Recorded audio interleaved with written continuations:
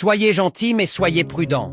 Un après-midi chaud, alors qu'il cherchait à manger près d'une colline rocheuse, un corbeau trouva un serpent allongé, faible et impuissant. « S'il te plaît, bon corbeau, » siffla doucement le serpent. « J'ai soif depuis des jours. Le soleil me brûle le dos et je ne peux plus bouger. » Le cœur du corbeau fut touché.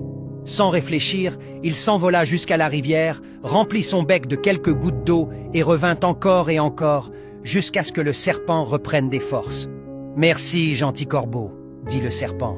« Tu m'as sauvé la vie. À partir d'aujourd'hui, nous serons amis. » Le corbeau fut heureux d'entendre cela. Il avait toujours cru que l'amitié devait dépasser toutes les frontières. Dès ce jour, les deux devinrent des compagnons improbables. Ils partageaient des histoires de la forêt, s'avertissaient du danger et s'asseyaient souvent ensemble sous le grand arbre Iroko.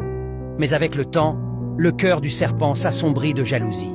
Il voyait les autres animaux louer le corbeau pour sa sagesse et sa bonté. « Tout le monde écoute le corbeau, » marmonna-t-il. « Personne ne me remarque. » Un matin, alors que le corbeau était parti chercher de la nourriture, le serpent se glissa jusqu'à son nid et y trouva 3 œufs, chauds et silencieux. Sa jalousie se transforma en cruauté.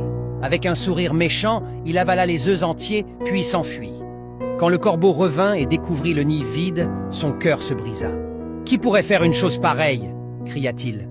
Mais au fond de lui, un doute s'installa. Il se souvenait du regard froid du serpent chaque fois que les autres le félicitaient. Cette nuit-là, le corbeau fit semblant de dormir dans son arbre. La lune brillait haut dans le ciel. Incapable de résister à sa faim, le serpent revint. Au moment où il s'approchait des nouveaux œufs, le corbeau fondit sur lui pour les défendre. Une violente lutte éclata. Le serpent, acculé, finit par le mordre avant de s'enfuir dans la brousse. Faiblement, le corbeau sentit le venin se répandre dans son corps.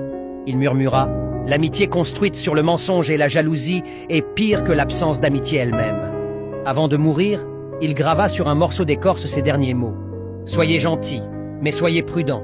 Tous ceux qui vous appellent amis ne le pensent pas toujours vraiment. »